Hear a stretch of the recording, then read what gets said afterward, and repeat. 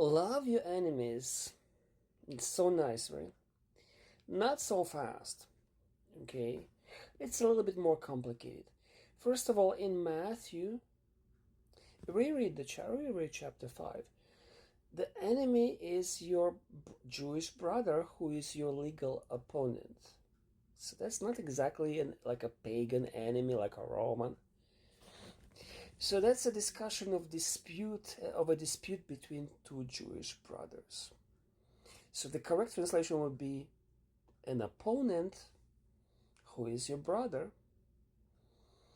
Okay, so this idea that some kind of a Roman pagan is going to be your friend and you have to make them your friend, that came much later.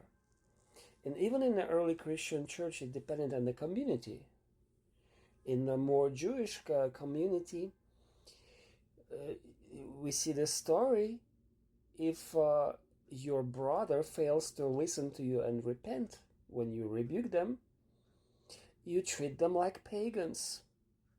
Basically, you avoid contact. You don't treat them as your brothers. Okay?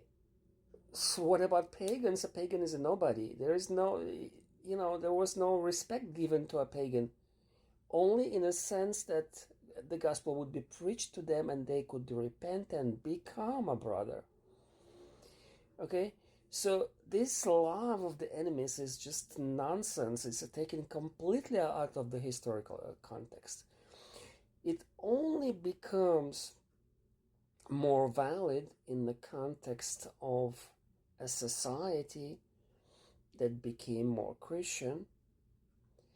So then we don't have a question of insiders and outsiders. Everybody becomes an insider, sort of. But that's not how it was in Matthew. Okay? So what Luke does, he kind of tries to extend that love to the outsiders, but it took many decades and maybe even centuries to have this idea that you have to love somebody on the street that you don't know.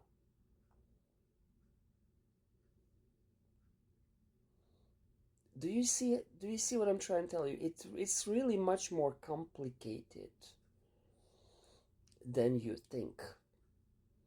And it works completely differently in various historical contexts and in different communities.